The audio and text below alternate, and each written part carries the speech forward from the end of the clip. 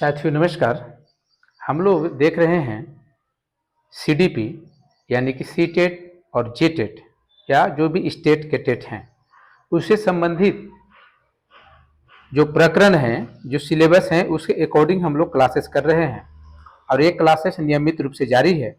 जैसा कि मैंने बताया है कि पूरे सिलेबस कंप्लीट होंगे इसके, आप लोग नियमित रूप से क्लास करेंगे। अभी सीडीपी चल रहा है, सीडीपी में हम लोग देख रहे हैं बाल मनोविज्ञान के परिप्रेक्ष्य में हम लोग मनोविज्ञान के संदर्भ में पहले देख रहे हैं और हम लोग आज देखते हैं फिर से मनोविज्ञान के विषय क्षेत्र के बारे में आज देखेंगे। तो जब बात मनोविज्ञान की जाती है तो मनोविज्ञान अपने आप में एक बृहद विषय है, बृहद क्षेत्र है। इसके बहुत सारे इसके भाग हैं इस मनोविज्ञान के, जो अलग अलग दिशा में कार्य कर रहे हैं और अलग अलग दिशा में अध्ययन किए जा रहे हैं। तो आज हम लोग देखने वाले हैं कि जो मनोविज्ञान है उसके विषय क्षेत्र कितने हैं और कौन कौन से विषय क्षेत्र हैं जिस पे और कार्य करने की मनोविज्ञान को जरूरत है। तो मनोविज्ञान के विषय क्षेत्र में रात दिन वृद्धि होती जा रही है। जैसे जैसे मनोविज्ञान को लोग समझ रहे हैं, आवश्यकता महसूस हो रही है, उस क्षेत्रों में मनोविज्ञान का विस्तार हो रहा है। अतः मनोविज्ञान के अध्ययन के लिए अनेक शाखाओं को विभाजित कर दिया गया है, क्योंकि किसी भी विषय को संपूर्ण विषय के रूप में अध्ययन करना बहुत मुश्किल है अगर उससे विशिष्टता के आधार पर उसको अलग अलग न किया जाए। यही नहीं, लगातार नए नए क्षेत्र भी बनते चले आ रहे हैं। तो आज हम लोग देखते हैं कि इनके प्रमुख क्षेत्र कौन कौन हैं। आज हम इसको देख रहे हैं। तो चलिए देखते हैं मनोविज्ञान के क्षेत्र।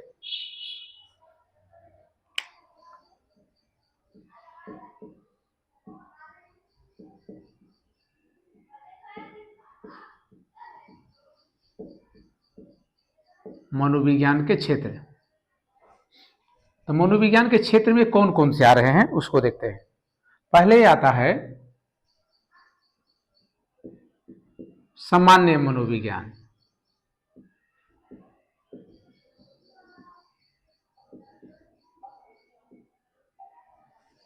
इसके बाद आता है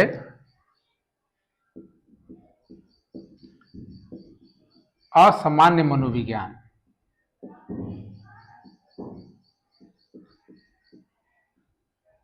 इसके अलावा मानव मनोविज्ञान।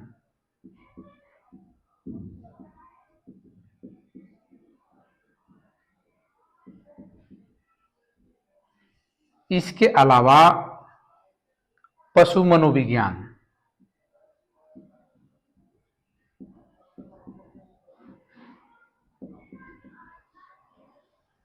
इसके बाद बाल मनोविज्ञान।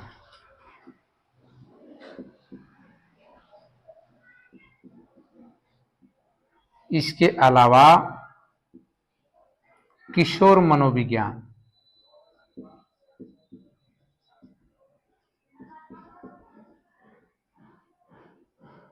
इसके अलावा प्रौढ़ मनोविज्ञान।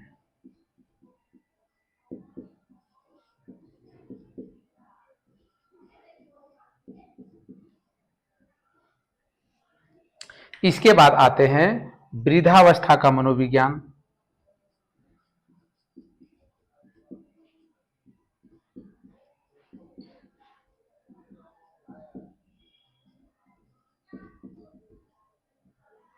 इसके अलावा हम लोग देखते हैं औद्योगिक मनोविज्ञान।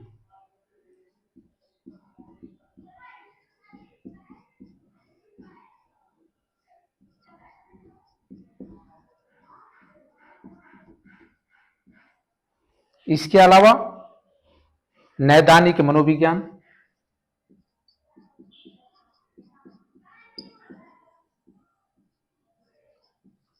जिसे हम लोग क्लिनिकल साइकोलॉजी भी बोलते हैं, डायग्नोस्टिक साइकोलॉजी भी। इसके अलावा आता है परामर्श मनोविज्ञान।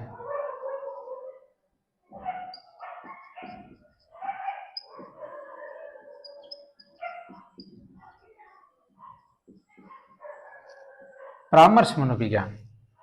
इसके बाद मनोजय विज्ञान।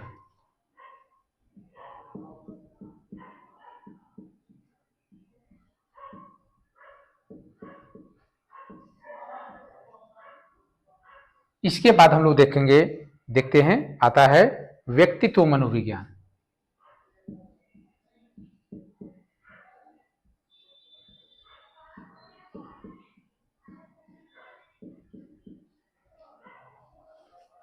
इसके बाद हम लोग देखते हैं सैन्य मनोविज्ञान।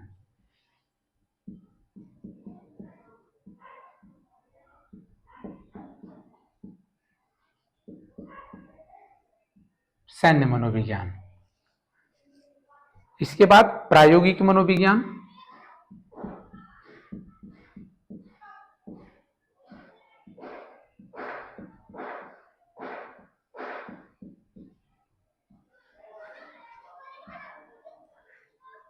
इसके अलावा मनोमितिक मनोविज्ञान।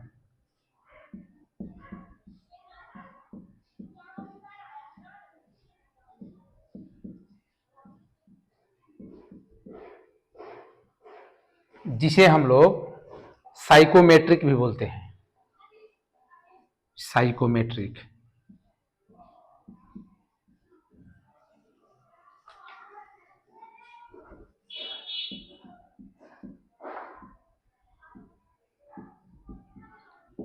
Psychometric psychology. इसके बाद आता है अतीन्द्रिय मनोविज्ञान।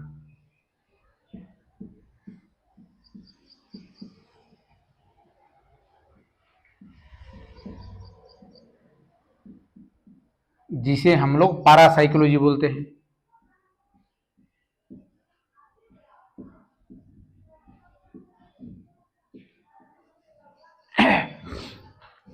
इसके अलावा आता है पर्यावरणीय मनोविज्ञान।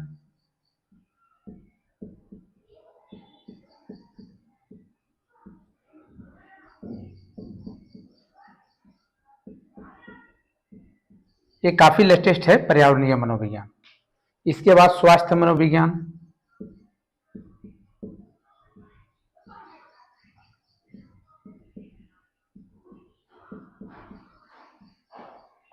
इसके अलावा है न्यायिक मनोविज्ञान।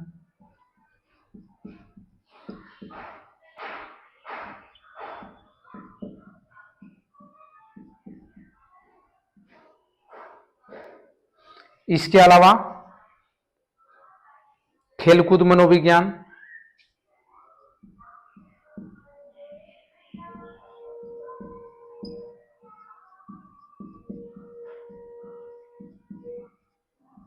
खेलकूद मनोविज्ञान। इसके बाद राजनीतिक मनोविज्ञान।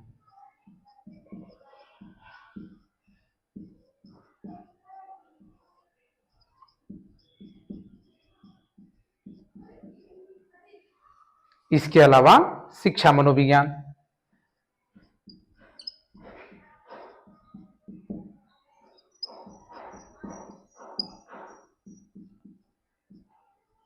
और नित्य प्रतिदिन नए नए मनोविज्ञान हम लोग के सामने निकल करके आ रहे हैं।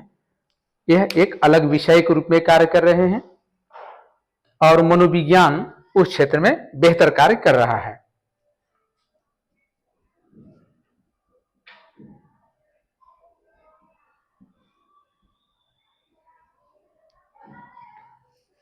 चलिए हम लोग देखते हैं एक एक करके एक एक मनोविज्ञान के बारे में समझते हैं। सबसे पहले आता है सामान्य मनोविज्ञान। वैसा मनोविज्ञान जिसको समान स्थिति में लोगों को मन मस्तिष्क को समझने के लिए, उनकी कार्य व्यवहार को समझने के लिए हम लोग अध्ययन करते हैं। तो इसमें सामान्य व्यक्ति के कार्य व्यवहार, उसका अनुभूति अनुभव से उसके कार्य प्रणाली पर क्या प्रभाव पड़ रहा है, इसका अध्ययन हम लोग करते हैं सामान्य मनोविज्ञान में।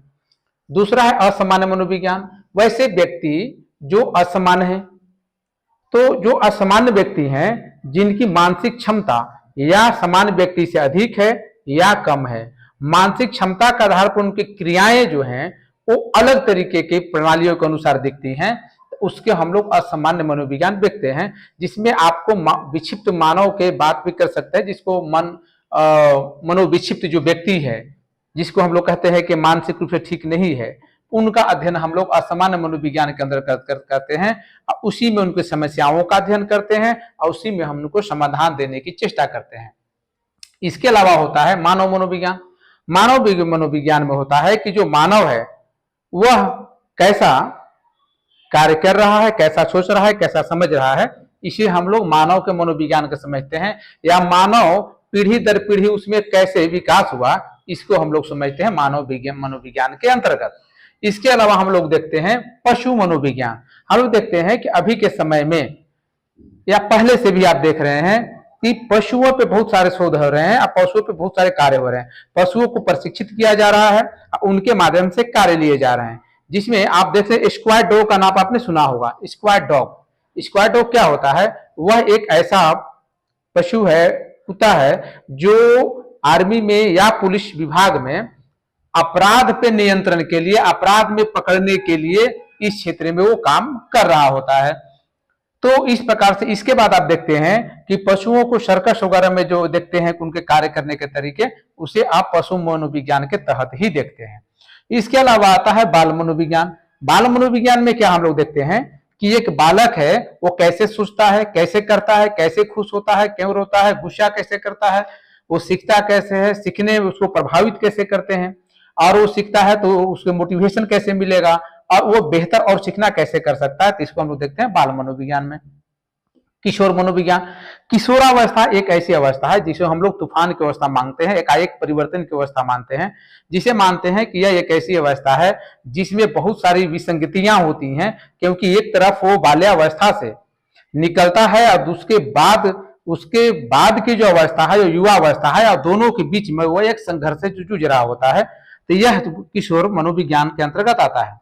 फिर आता है प्रौढ़ मनोविज्ञान। प्रौढ़ मनोविज्ञान में जो युवा हैं, जो यूथ हैं, जिनकी उम्र लगभग 35 के आसपास है, उसे हम लोग प्रौढ़ मनोविज्ञान के अंतर्गत रखते हैं। फिर है वृद्धावस्था का मनोविज्ञान। कोई भी व्यक्ति जब वृद्ध होता है तो वो कैसी कैसी संकल्पनाएं करता है, कैसे अपने पश्चात बातों को, पहले के बातों को, पूर्व के बातों को चिंतन करता है, और उसको लेकर के अपने व्यवहार में कैसे परिवर्तन लाता है, वो कैसे जल्दी जल्दी गुस्सा हो जाता है, और उसका सानिध्य प्रेम उसके प्रति कम होने पे वह कैसा अपने परिवार के साथ व्यवहार करने लगता है, समाज के साथ व्यवहार करने लगता है, अपने समय की तुलना वर्तमान समय से करता है, और वर्तमान समय में जो उसे त्रुटियां दिखाई देती है उसे वो कहता है कि आज का समय ठीक नहीं है, पहले का समय बेहतर था। वह व्यक्ति जो है, वो वृद्ध जो है, वो जो सामाजिक परिवर्तन है, जो और परिवर्तन उसे देखने के लिए मिल रहे हैं, उसे वह सहर्ष स्वीकार करने के लिए तैयार नहीं होता है। लेकिन उससे ठीक करने के लिए हम लोगों को वृद्धा मनोविज्ञान के आधार पर हम उसे सपोर्ट और कार्य करने की जरूरत हम लोग को पड़ती है। औद्योगिक मनोविज्ञान। औद्योगिक मनोविज्ञान में दो तरीके के कार्य होते हैं। एक होता है कि आपका एक उद्योगपति है जिसने उद्योग खड़ा किया है, और दूसरा वो व्यक्ति है जो उसका एम्प्लॉई है, और एक तीसरा उसका फेज आता है संघर्ष को लेकर के, और उद्योग का स्थापना को लेकर के, मुनाफा को लेकर के, कम लागत में बेहतर मुनाफा को लेकर के, ये सभी बातें आती हैं। और एक उद्योगपति को अपना उद्योग स्थापना के लिए कैसे योजनाएं बनानी होती हैं, और तो उस आधार पर वह औद्योगिक मनोविज्ञान को लेकर के चलता है। वह साथ में इस बात को भी लेकर के चलता है कि जो हमारे व्यक्ति हैं, कार्य करने वाले हैं, वो बेहतर रिजल्ट कैसे दे पाएंगे, बेहतर काम कैसे कर पाएंगे, इस पे वो कभी सकारात्मक कभी नकारात्मक परिप्रेक्ष्य में उन्हें पुनर्बलन देने का प्रयास करता है। इसके अलावा है नैदानिक मनोविज्ञान। जब हम किसी डायग्नोस्टिक, किसी डिजीज या किसी परिप्रेक्ष्य में हम लोग जब डायग्नोसिस करते हैं, तो उसके लिए डायग्नोसिस करने के लिए भी, या पेशेंट को बताने के लिए, या उसके उस बीमारी के प्रति जो क्रिटिकल है उसको समझाने के लिए हम लोग मनोविज्ञान का प्रयोग करते हैं। फिर रहता है परामर्श मनोविज्ञान। परामर्श मनोविज्ञान यह कई प्रकार के, जैसे हम मनोविज्ञान के बहुत सारे परिप्रेक्ष्य हैं, वैसे ही परामर्श के बहुत सारे परिप्रेक्ष्य हैं, इसके बहुत सारे क्षेत्र हैं। तो यह जो अलग अलग परिप्रेक्ष्य में परामर्श देने यानी कि काउंसलिंग का काम करता है, जिसमें जो काउंसलिंग जिसका किया जाता है वह व्यक्ति इसके प्रति मानसिक रूप से कैसे तैयार होगा, वो कितना कार्य को कर सकता है, उसमें कितनी सफलताएं असफलताएं होंगी, उसके प्रति उसको सोच क्या है और वह क्या चाहता है, इसके प्रति अध्ययन करना परामर्श मनोविज्ञान के संदर्भ में हम लोग देखते हैं, जो कि गाइडेंसिंग काउंसलिंग से भी संबंधित होता है। इसका अपने आप में एक डिप्लोमा, सर्टिफिकेट और कुछ कोर्सेस होते हैं जो स्पेशल आप परामर्श गाइडेंस काउंसलिंग की कोर्सेस आप कर सकते हैं। तो परामर्श काउंसलिंग जो है वो अलग अलग होता है। बिजनेसमैन के लिए अलग काउंसलिंग, जिसको आप लोग व्यवसाय परामर्श बोल सकते हैं, और जो विद्यार्थी है उसके लिए अलग है, उसको आप जो है शिक्षा के संदर्भ में परामर्श बोल सकते हैं, एजुकेशनल काउंसलिंग बोल सकते हैं। इसके बाद एक आर्मी है, आर्मी के लिए भी ये अलग से काउंसलिंग, जैसे इसमें आप मनोविज्ञान में सैन्य मनोविज्ञान आप देखेंगे आगे, वैसे ही परामर्श इसमें भी होता है। इसके बाद बहुत सारे परामर्श के भी भाग हैं, इसका आप देख सकते हैं। फिर होता है मनोविज्ञान में जैव मनोविज्ञान, मनोजैव मनोविज्ञान, मतलब मन मेरा जो है वो जैविकीय ऑर्गन है, तो उसे भी उस प्रकार के मनोविज्ञान में हमें अध्ययन करने की जरूरत पड़ेगी। इसके बाद होता है व्यक्तित्व मनोविज्ञान। व्यक्तित्व विकास पे आज समाज बहुत ज्यादा फोकस कर रहा है, या हर इंस्टीट्यूशन, हर ऑर्गेनाइजेशन चाहता है कि बेहतर व्यक्तित्व का व्यक्ति हमें मिले। व्यक्तित्व को हम लोग मानते हैं कि एक अच्छे कपड़े पहन लेना, अच्छे से तैयार हो जाना और दो चार अच्छी बातें कर लेना, इसे हम लोग व्यक्तित्व का हिस्सा मानते हैं। लेकिन यह जो है व्यक्तित्व का हिस्सा मूलतः नहीं है, और अपने व्यक्तित्व अपने आप में एक बृहद क्षेत्र है। जब हम लोग व्यक्तित्व का अध्ययन करेंगे तो इसमें देखेंगे। लेकिन व्यक्तित्व मनोविज्ञान के बेहतर व्यक्तित्व कैसे सुदृढ़ किया जा सकता है, ये भी एक मनोविज्ञान है, इसको हम लोग देखते हैं। इसके अलावा है सैन्य मनोविज्ञान। जब सेना के पास जानते हैं कि सेना कभी शांत होती है, कब युद्ध में उसे जाना पड़े, तो उसके अलग अलग प्रकार के चिंतन होते हैं। प्लस में वो अपने परिवार से, अपने दोस्तों से दूर होता है, और वह सिर्फ एक युद्ध, हथियार और एक ऐसे समूह के साथ होता है जो हमेशा युद्ध के लिए तैयार रहता है। इसके अलावा सैन्य मनोविज्ञान में ये भी होता है कि क्योंकि आपको डिसीजन युद्ध के समय स्वयं लेने हैं, तो उस समय आप अपना बचाव कैसे करेंगे, कैसे उनसे दिग्भ्रमित करेंगे विपक्ष को, दूसरे आर्मी को, और कैसे उन्हें नियंत्रित करेंगे, इस पे हम लोग सैन्य मनोविज्ञान के संदर्भ में देखते हैं। और जो सैनिक हैं वो मनोविज्ञान के संदर्भ में संतुलित कैसे रहें, इसको हम लोग सैन्य मनोविज्ञान के परिप्रेक्ष्य में देखते हैं। इसके बाद आता है प्रायोगिक मनोविज्ञान। प्रायोगिक मनोविज्ञान यह प्रयोगशाला से संबंधित है, एक प्रयोग से संबंधित है, जो साइंस और अन्य विषयों में प्रयोग से संबंधित है। जब हम प्रयोग करते हैं तब प्रयोग करने के दौरान मनोविज्ञान का सुदृढ़ होना जरूरी है, तो उसमें हम लोग जो है वो प्रायोगिक मनोविज्ञान के संदर्भ में करते हैं। फिर होता है मनोमितिक मनोविज्ञान। मनोमितिक मनोविज्ञान जो है एक प्रकार का साइकोमेट्रिक है, जिसे लोग चिंतन कैसे करते हैं इस पर आधारित होता है, तो उस पर है। फिर है अतीन्द्रिय मनोविज्ञान, जिसे पारासाइकोलॉजी हम लोग बोलते हैं। पारासाइकोलॉजी अभी के समय में लेटेस्ट है, और कुछ वर्षों से यह साइकोलॉजी काफी विकसित कर रहा है, और इस पे बहुत सारे शोध किए जा रहे हैं। इसके बाद है पर्यावरणीय मनोविज्ञान। अभी पर्यावरण के संदर्भ में लोगों का भाव थोड़ा बदला है, और अब लोग जो है पर्यावरण के संबंध में बेहतर समझ रखने लगे हैं। पर्यावरण के विकास पे, पर्यावरण के संरक्षण पे और पर्यावरण की सुरक्षा पे बेहतर काम कर रहे हैं। इसके बाद आता है आपका स्वास्थ्य मनोविज्ञान। स्वास्थ्य मनोविज्ञान में क्या है कि हम लोग जो है वह स्वास्थ्य को समझते हैं कि आखिर में जो स्वास्थ्य है, जो शरीर है, वह स्वस्थ कैसे रहे, और उस पर हम लोग मनोविज्ञान के संदर्भ में समझते हैं, स्वस्थ रखने के प्रति और स्वस्थ चिंतन के प्रति। तो हम लोग शारीरिक और मानसिक रूप में दोनों तरीके से हम स्वास्थ्य मनोविज्ञान को देखते हैं। फिर है न्यायिक मनोविज्ञान। जब कोई व्यक्ति जब न्यायिक प्रक्रिया में जाता है तो वहां भी एक प्रकार का मनोविज्ञान यानी कि मानसिक बल मिलता है, जो उसे परेशान करता है व्यक्ति को। तो इसके आधार पर भी, या दूसरा होता है कि जो व्यक्ति इस मामले में लगे हुए हैं वो निष्पक्ष न्याय कैसे कर पाएंगे, और इस पे भी न्यायिक मनोविज्ञान काम करता है। इसके अलावा खेलकूद मनोविज्ञान। जब कोई प्लेयर खेलता है, जब कोई खेल खेलता है, तो उस खेल खेलने के दौरान मनोविज्ञान कार्य करता है, और उसमें खेल खेल की भावना रखना, प्रतियोगिता की भावना रखना, जीतने की भावना रखना, जीतने की साइकोलॉजी रखना, अगले प्लेयर की साइकोलॉजी को समझना। तो ये है। जब हम लोग जब क्रिकेट देखते थे तो जो ऑस्ट्रेलिया जब खेल खेलता था, तो उस समय क्या होता था कि ऑस्ट्रेलिया एक पिक पे रहने वाली टीम थी जो हमेशा जीतती थी, और लगभग जीतती थी, और उसके प्लेयर जो थे लोगों को साइकोलॉजिकल तरीके से प्रेशर में ला करके, तनाव में ला करके खेल को उसे गड़बड़ा अनबैलेंस कर देते थे, और खुद से उस खेल के माध्यम से जीत सकते थे, निकल जाते थे। इसके अलावा है राजनीतिक मनोविज्ञान। राजनीतिक मनोविज्ञान का परिप्रेक्ष्य समझेंगे तो ये एक लेटेस्ट सब्जेक्ट है, लेकिन यह राजनीतिक मनोविज्ञान पहले से चला रहा है, लेकिन अध्ययन इसका बाद में शुरू हुआ है। तो जो राजनीतिक मनोविज्ञान है उसमें राजनीति को समझना, जनता के मूड को समझना, उनको अपनी बातों में लाना, अपनी भावनाओं में लाना, और उनके अनुसार उनको अपने पक्ष में मताधिकार के लिए तैयार करना, ये सब होता है राजनीतिक मनोविज्ञान। ऐसा दहशत, ऐसा माहौल पैदा कर देना कि दूसरे दल के लोग उस पार्टी को छोड़कर के अपने दल में शामिल हो जाएं, कुछ ऐसा भय, ये सब राजनीतिक मनोविज्ञान का हिस्सा होता है। इसके अलावा जो होता है शिक्षा मनोविज्ञान। शिक्षा मनोविज्ञान जो सीखने से संबंधित है बालकों के, और बालक जब सीखता है तो कैसे सीखेगा, शिक्षा कैसे ग्रहण करेगा, ये सब चीजों का अध्ययन हम लोग शिक्षा मनोविज्ञान के अंतर्गत करते हैं।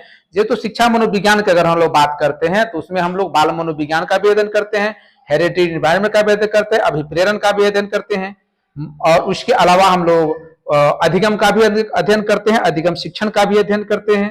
इसके अलावा हम लोग बहुत सारे परिप्रेक्ष्य में शिक्षा को लेकर अध्ययन करते हैं, मूल्यांकन को लेकर के अध्ययन करते हैं, सृजनात्मकता को लेकर के अध्ययन करते हैं। तो इसे अध्ययन को लेकर के बहुत सारे जो प्रणालियां हैं उसको लेकर के भी हम लोग अध्ययन करते हैं। तो शिक्षा मनोविज्ञान अपने आप में काफी गंभीर है। इसके अलावा हम लोग शिक्षा मनोविज्ञान के अंतर्गत अनुशासन पे फोकस करते हैं, अनुशासन का अध्ययन करते हैं, शिक्षण सहायक सामग्री जिसको टीचिंग लर्निंग मटेरियल बोलते हैं, तो उसे हम लोग उस पर अध्ययन करते हैं। इसके बाद हम लोग बाल मनोविज्ञान पे अध्ययन करते हैं, किशोर मनोविज्ञान पे भी अध्ययन करते हैं, अध्यापकों का मानसिक स्वास्थ्य पे भी हम लोग अध्ययन करते हैं। तो इन सभी तथ्यों का अध्ययन हम लोग शिक्षा मनोविज्ञान के अंतर्गत करते हैं। फिर इसके अलावा हम लोग उनके शारीरिक, मानसिक, सामाजिक, संवेगात्मक, नैतिक, आध्यात्मिक, बौद्धिक, इन सभी परिप्रेक्ष्यों का अध्ययन हम लोग शिक्षा मनोविज्ञान के अंतर्गत करते हैं, जो बाल मनोविज्ञान के अंतर्गत भी इसका अध्ययन हम लोग करते हैं। इसके अलावा मोटिवेशन, अभिप्रेरण, स्मरण, वो याद कैसे करेगा, विस्मरण, भूलता कैसे है, और ये स्मरण करना और भूलना क्या है, इसका अध्ययन हम लोग करते हैं। विशिष्ट बाल पालन, जो बालक जो है विशिष्ट है, वो सामान्य बालकों से अलग है, उसके बारे में भी अध्ययन हम लोग शिक्षा मनोविज्ञान के अंतर्गत में करते हैं। इसके बाद अभी जो अपराध बढ़ रहे हैं, जो बाल अपराध जिसे बोलते हैं, उस बाल अपराध के संदर्भ में भी हम लोग अध्ययन करते हैं कि बालक अपराध कैसे मानसिक स्थिति में करता है, अपराध करने के बाद उसके मन में कैसे विचार आते हैं। इसलिए उसको बालकों के बीच में ही अगर अपराध करता है तो उसको जब दंड मिलता है तो बालकों के बीच में ही बाल सुधार गृह में उसे रखा जाता है। इसके अलावा हम लोग बालकों के नशा करने, उसके एडिक्ट होने पे, जो कि नशे की आदत होती है, उस पर हम लोग बाल शिक्षा मनोविज्ञान में अध्ययन करते हैं, जो कि उसको अध्ययन करने के बाद हमें पता चलता है कि बालक इसका ग्रहण क्यों कर रहा था, कैसे इन आदतों को उसे छुड़ाया जा सकता है। फिर होता है सृजनात्मकता, बालक क्रिएटिविटी कैसे अपने विकसित करता है, ये सभी शिक्षा मनोविज्ञान का हिस्सा है। इसके अलावा हम लोग बालक के समायोजन पे फोकस करते हैं कि बालक समायोजन समाज में कैसे करेगा, कैसे समायोजित होगा, और बालक यहाँ से कहीं और अध्ययन करने के लिए जा रहा है, अन्य सोसाइटी में रहने जा रहा है, तो कैसे वहां पे समायोजन करेगा। फिर उत्प्रेरण यानी कि पुनर्बलन और मोटिवेशन की बात यहाँ पे आएगी। फिर मापन एवं मूल्यांकन, उसका मापन कैसे करेंगे मनोविज्ञान के माध्यम से बालक का, उसके सीखने का, और सब सीखने का मूल्यांकन कैसे होगा। इस पे बालक में समस्या समाधान की क्षमता है या नहीं है, इसको जानना, अब है तो कितना है, किन क्षेत्रों में समस्या समाधान की क्षमता है, वो कैसे कल्पनाशील बनता है, कैसे वो अपना चिंतन करता है, कैसे समस्याओं को समाधान करने की चेष्टा करता है। फिर अधिगम संवेग के प्रति उसका एक जो मोशन है, एक संवेग है, वो अधिगम के लर्निंग के प्रति कैसे होगा। तो इन सभी चीजों को हम लोग बाल मनोविज्ञान या शिक्षा मनोविज्ञान के अंतर्गत देखते हैं। हम लोग को यहाँ देखना है, ज्यादातर हम लोग जब सीटेट और जेटेट की तैयारी कर रहे हैं तो यहाँ पे हम लोग शिक्षा मनोविज्ञान, बाल मनोविज्ञान को केंद्र में रख करके ही अध्ययन करने हैं, क्योंकि इसी से प्रश्न आते हैं ज्यादातर। तो चलिए, हम लोगों ने ये देखा, और अगले क्लास में हम लोग देखेंगे मनोविज्ञान के संप्रदाय के बारे में, यानी कि स्कूल ऑफ साइकोलॉजी के बारे में। तो आज बस इतना ही, मिलते हैं अगले क्लास में।